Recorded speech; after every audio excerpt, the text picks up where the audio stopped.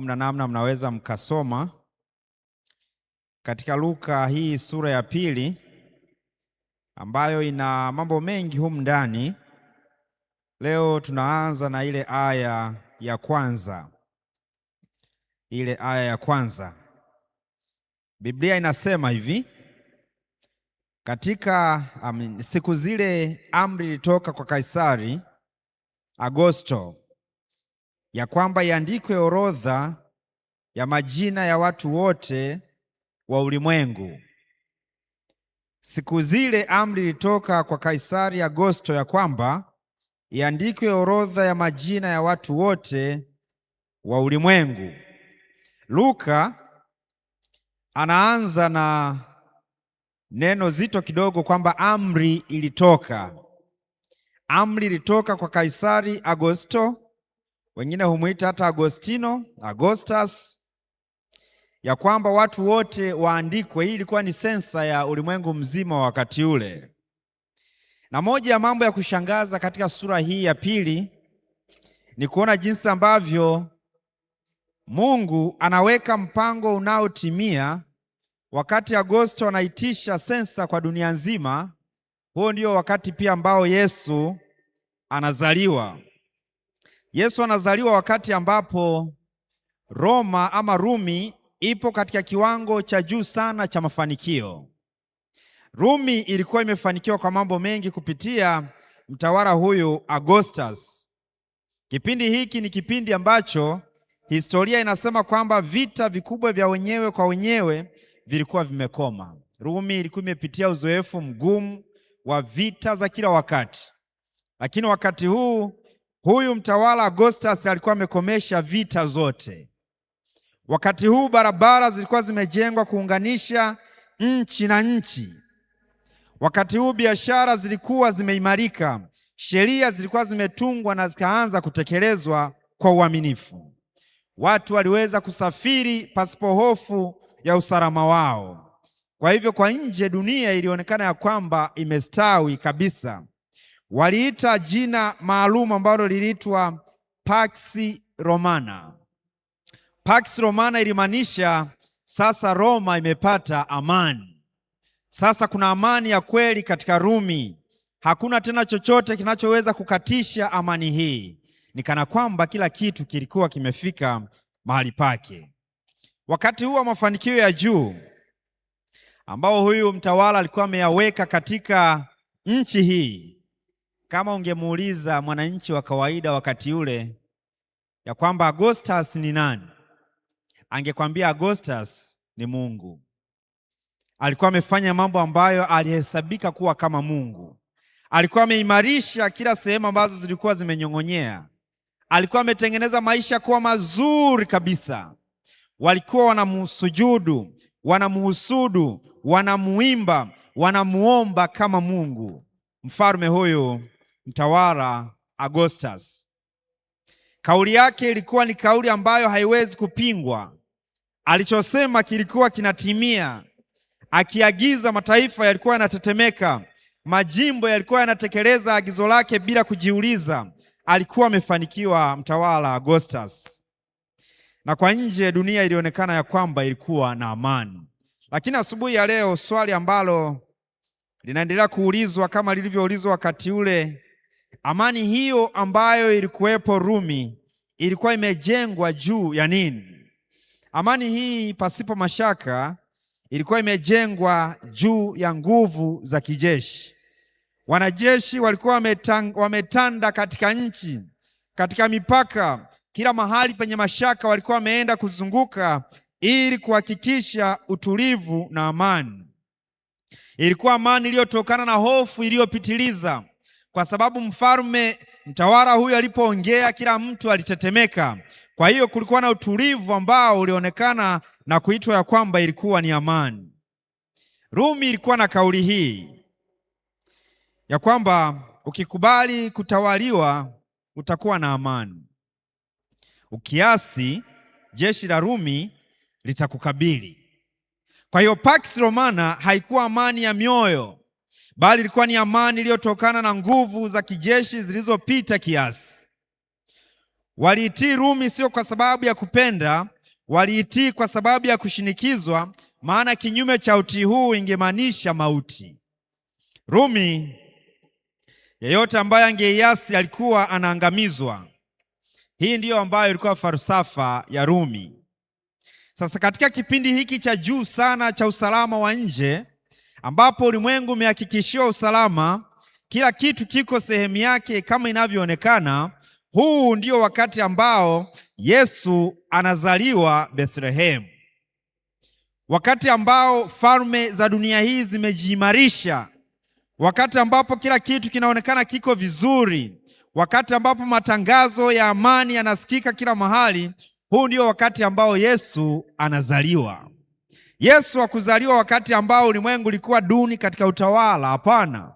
Yesu amezaliwa wakati ambao kila mtu angeulizwa ni wakati upi mzuri wa utawala, angetaja wakati huo, kwa sababu kutokutaja kungemaanisha mauti. Ingawa Roma ilifaulu kuzuia vita kati ya mataifa mengi, bado historia inaonyesha kwamba haikuweza kuondoa vita ambavyo vilikuwa vinaendelea ndani ya mioyo ya wanadamu. Ingawa Roma iliweza kujenga barabara, lakini haikuweza kujenga tabia njema ya wananchi wake. Iliweza kutunga sheria kali, lakini haikuweza kubadilisha moyo wa mtu mwenye dhambi. Ilikuwa imejitahidi, iliweza kuwahukumu wahalifu, lakini haikuweza kuwaondolea wanadamu hatia ya dhambi. Bado waliendelea kulemewa na mizigo ya dhambi.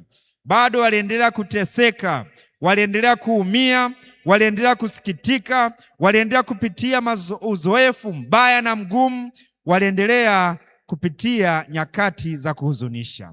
Pax Romana ambayo ilitangaza amani ya Roma ilishindwa kutangaza amani ya kweli ndani ya mioyo ya wanadamu. Na ndiyo maana Mungu alimruhusu mwanadamu afikie kiwango cha juu sana cha mafanikio. Alimruhusu mwanadamu aweze kujitangaza kwamba hapa nimefanya kila nilichoweza kupitia nguvu za kisiasa, kijeshi na kiuchumi. Halafu katikati ya huo uzoefu mgumu zaidi, uzoefu ambao hakuna mwanadamu anayeweza kuwaza zaidi ya hapo, ndipo Yesu katika utimilifu wa wakati akamtuma mwanaye. Mungu akamtuma mwanaye Yesu Kristo azaliwe. Yesu anapozaliwa, anazaliwa na ikuta dunia ambayo imelemewa na dhambi na mauti na uovu na hofu na chuki na tamaa. Ingawa mafanikio ni makubwa, barabara zimejengwa, magorofa yamejengwa, ustawi ni mkubwa, lakini bado dhambi, mauti, uovu, hofu, chuki vilikuwa vimetawala katika mioyo ya watu ambao waliishi ndani ya Pax Romana. Na hivyo Mungu akaonyesha kwamba tatizo kubwa la mwanadamu sio uongozi wa kidunia, sio ukosefu wa serikali nzuri, sio ukosefu wa watu ambao wanaweza kupanga mambo ya kiuchumi. Tatizo kubwa la mwanadamu ni dhambi. Tatizo la dhambi ambalo hakuna mwanadamu, hakuna kiongozi ambaye anaweza kuliondoa. Tatizo kubwa la ulimwengu huu, marafiki zangu, asubuhi ya leo, sio ukosefu wa viongozi wanaoweza kusimamia miradi. Tatizo kubwa tulilonalo ni dhambi. Dhambi ndiyo tatizo mama, ndiyo msingi wa tatizo. Mengine yote ambayo tunakimbilia, tunagombana, tunatengeneza uadui, ni matokeo ya dhambi. Na dhambi ndilo tatizo ambalo Yesu alikuja kuliondoa katika utimilifu wa wakati. Katika Luka sura 2 hii aya 14, Biblia inasema kwamba atukuzwe Mungu juu mbinguni, na duniani iwe amani kwa watu aliowaridhia. Atukuzwe Mungu juu mbinguni, na duniani iwe amani kwa watu aliowaridhia. Hii ilikuwa ni habari mpya kabisa duniani. Wakati dunia ikiwa na uzoefu wa Pax Romana, amani ya Roma, Yesu alikuwa anatangaziwa ya kwamba analeta amani ya kweli ambayo haitatokana na nguvu za kijeshi, itatokana na ushawishi wa upendo. Haleluya! Roma ilizuia vita kati ya mataifa, lakini Kristo aliondoa uadui kati ya mwanadamu na Mungu. Roma ilitumia upanga kutangaza amani, lakini Kristo alitumia upendo kutangaza amani. Yesu Kristo ambaye wakati anazaliwa alionekana kama ni kiumbe dhaifu aliyezaliwa katika mazingira duni, kama ambavyo tutaona kesho. Wakati Yesu anapozaliwa, anazaliwa katika wakati ambao dunia nzima imetii sheria za kibinadamu. Anakuja anatangaza kwamba mimi nimeleta amani, mimi nimeleta furaha ndani ya mioyo. Wakati ambao shida zimekuwa ni nyingi katika dunia hii, hakuna njia ya kutokea, Yesu anatangaza asubuhi ya leo ya kwamba mimi nimeleta amani, na niwapavyo mimi sio kama ulimwengu unavyoweza kuwapatia. Niwapavyo mimi sio kwa njia za vita, sio kwa njia za jeshi, sio kwa njia za mapambano. Niwapavyo mimi, anasema ya kwamba sio kama ambavyo watu wengine wanaweza kuwapatia. Sitatumia vita, sitatumia silaha, sitatumia nguvu za kiuchumi. Mimi ninavyowapatia, ninawapatia namna ambayo hakuna mwingine anayeweza kuwapa. Ninakuja kuwashawishi kuanzia ndani kutoka nje. Wanasayansi na hata wote sisi tunajua, wala hakuna haja ya wanasayansi, kwamba yai linapovunjika, unapolivunja wewe, lina maisha yanaishia pale, linaharibika kabisa. Lakini kuku anapoatamia yai baada ya zile siku takriban 21, halafu yai lile likapasuka lenyewe, maisha yanaanza. Yai unapolivunja mwenyewe, maisha yanakoma. Lakini linapovunjika lenyewe kutoka ndani, baada ya lile joto ambalo Mungu ameliwezesha mwenyewe kwa siku kama 21 hivi, yai likapasuka lenyewe kuanzia ndani, kifaranga kinatokea. Yesu alikuja kuonesha mfano huu ya kwamba Pax Romana ilikuwa inavunja kuanzia nje, ilikuwa inatengeneza amani kuanzia nje, na badala ya kutengeneza amani, hofu ilitawala.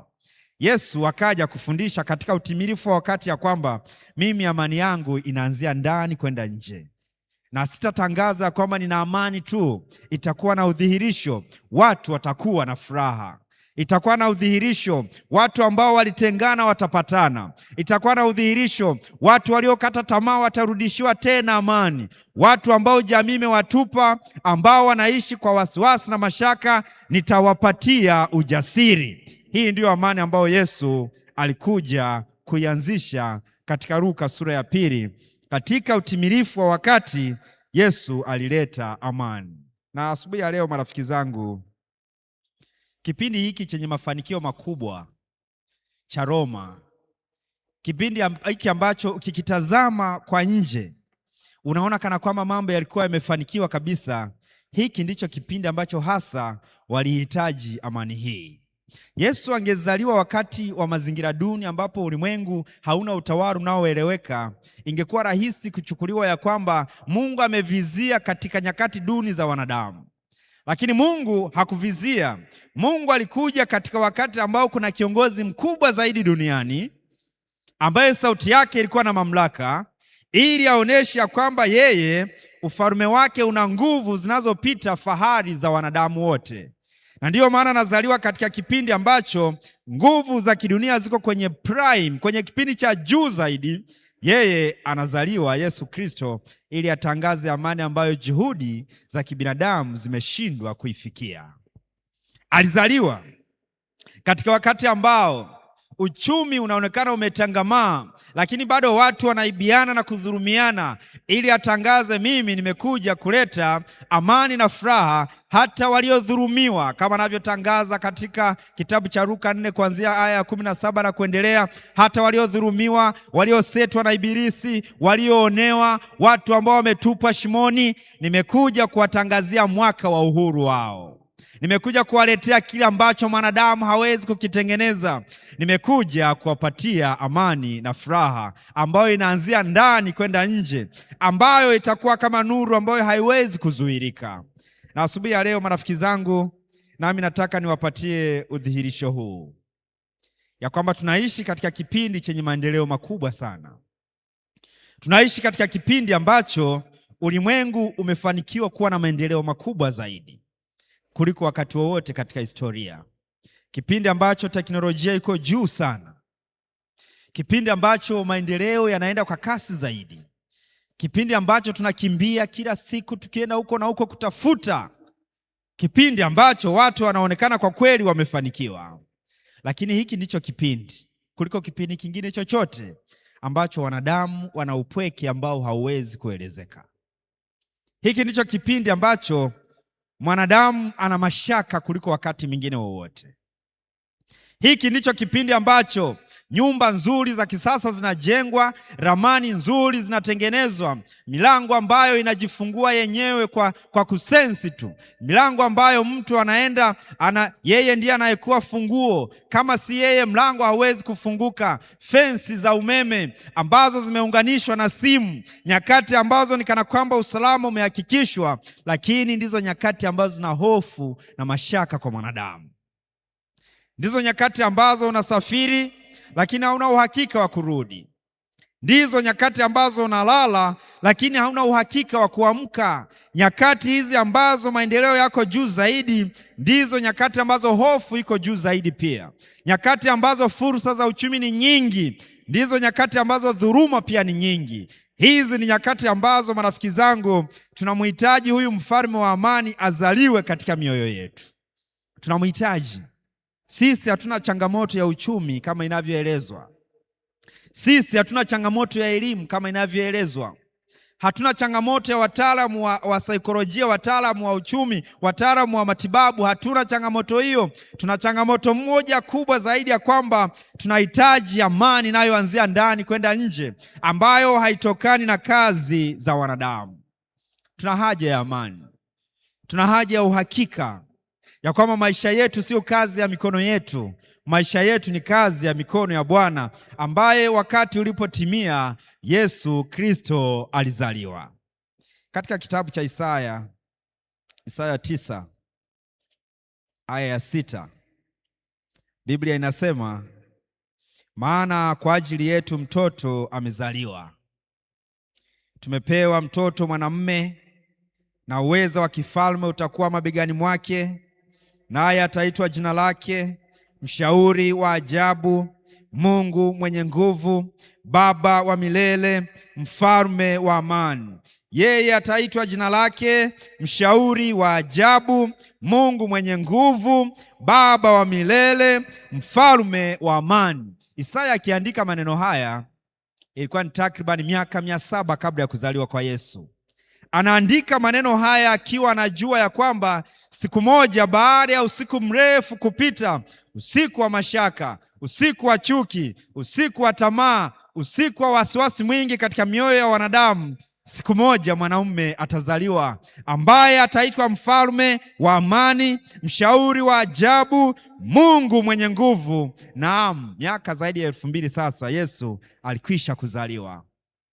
Na anasema, ikiwa mtakubali niingie ndani ya mioyo yenu, mimi nitaitoa Pax Romana, nitatoa amani ya juujuu, amani ambayo si ya ndani, nitaiondoa. Nitaleta amani hii ya kweli, ambayo hii inatokana na mbingu. Hii sio kazi ya wanadamu, hii imetoka mbinguni. Nitaiingiza ndani ya mioyo yenu, nanyi mtakuwa na amani tele maishani mwenu. Ndugu zangu, hamjiulizi ya kwamba iliwezekanaje akina John Hus, akina Wycliffe, akina Jerome na wengineo kukubali kufa kifo cha aibu?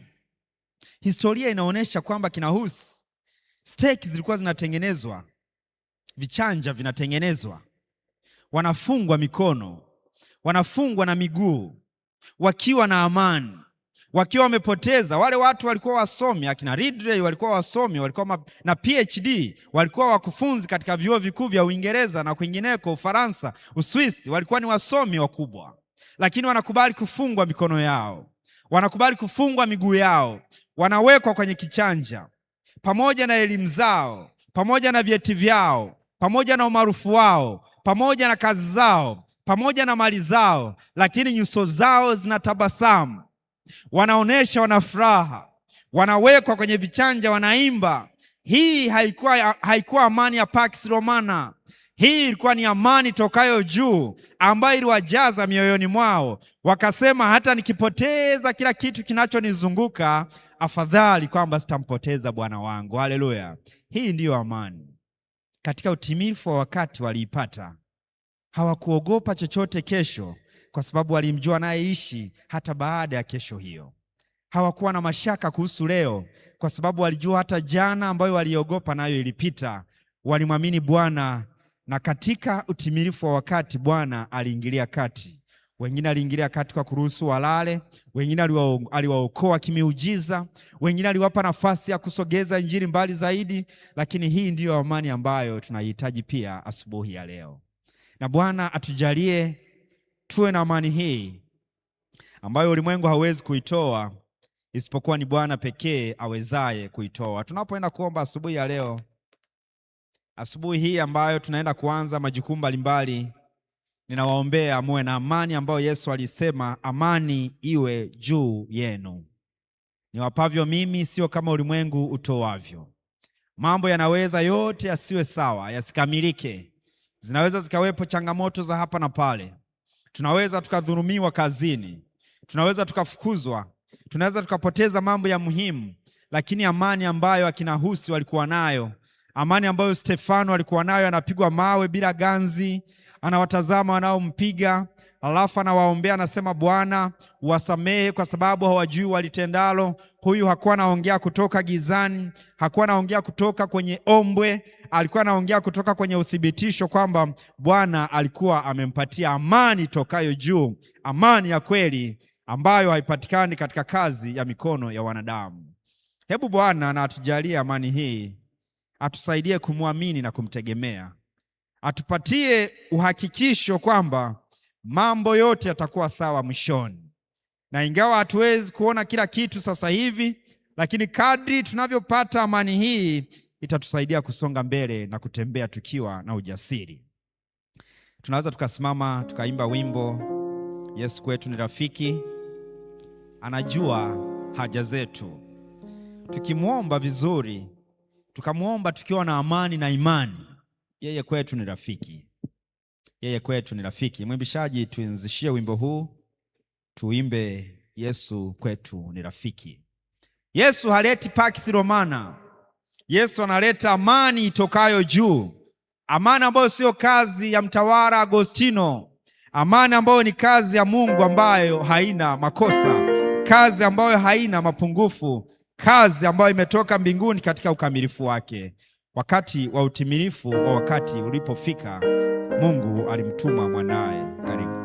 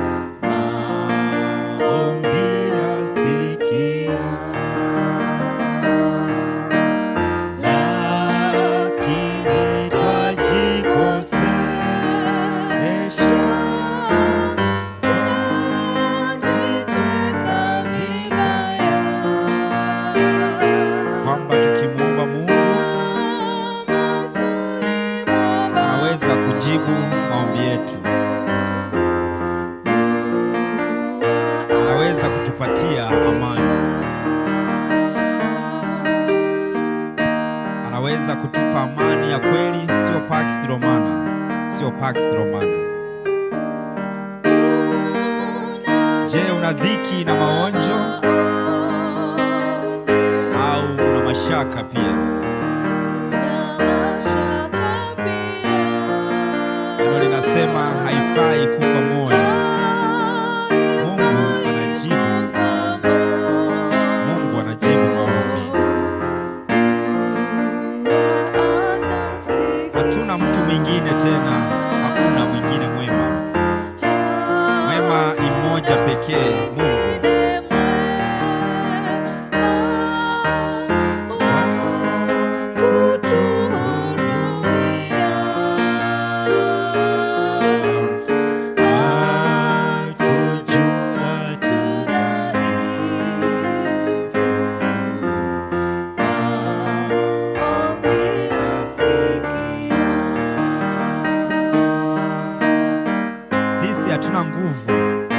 unazo Mungu aletaye amani mioyoni mwetu.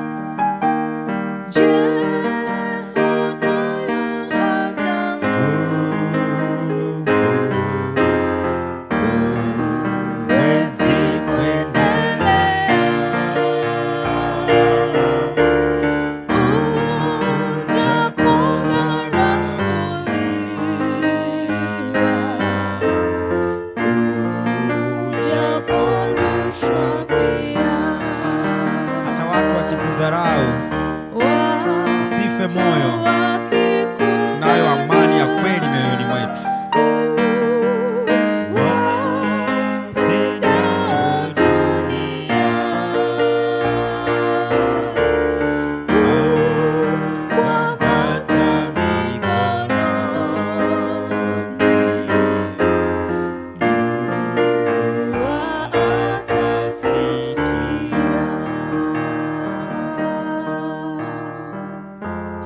Asubuhi ya leo tunaenda kuomba. Hatuombi Mungu atupatie amani ya Roma, amani ambayo ilitokana na nguvu za kivita, nguvu za kisiasa, amani ambayo ilijengwa katika vitisho.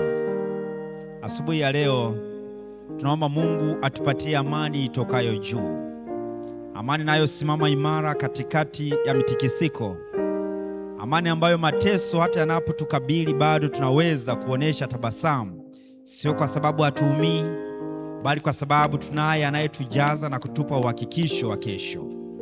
Amani ambayo inatujalia kesho iliyo njema hata kama giza limetanda duniani. Hii ndiyo amani ambayo tunaiomba asubuhi ya leo.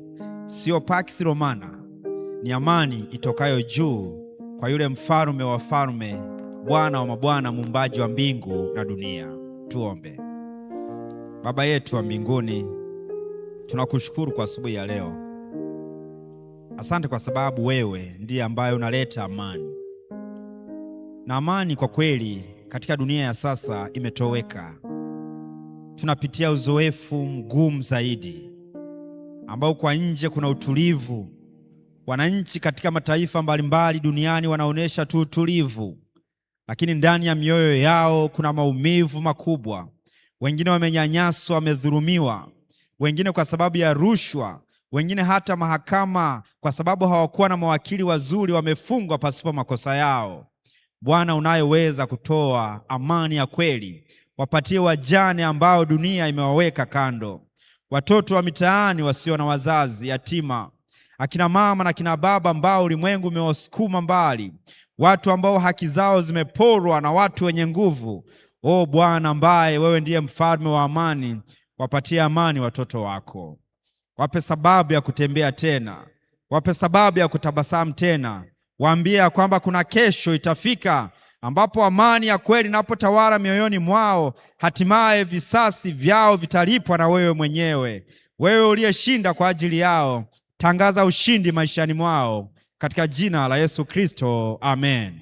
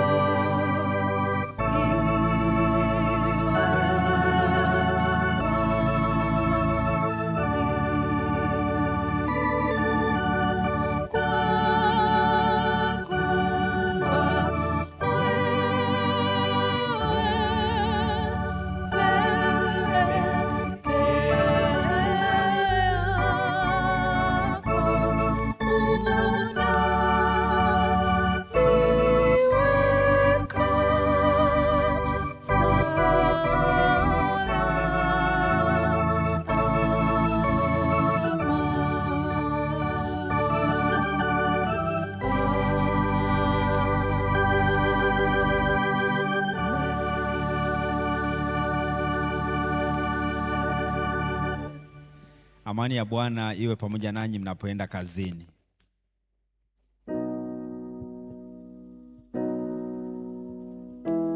Tunamshukuru Mungu kwa siku hii ya leo.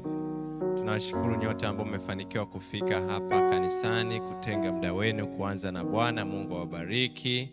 Lakini pia tunawashukuru wote ambao mnatufuatilia kwa njia ya mtandao. Umefanya jambo jema kuanza na Mungu asubuhi hii ya leo. Mungu awabariki. Lakini pia kwa namna ya kipekee tunashukuru watu wa media, kiwepo Singo, kiwepo Ngusa, Jenifa, Sabato. Mungu awabariki. Mtu wa Kinanda, Mkundi, Mungu akubariki kwa huduma yako ya leo. Lakini kipekee zaidi katika juma hili tutakuwa na mtumishi wa Mungu Mchungaji Samuel Muhororo ambaye ameanza siku hii ya leo. Tutakuwa naye kwa juma zima katika masomo ya kila siku asubuhi.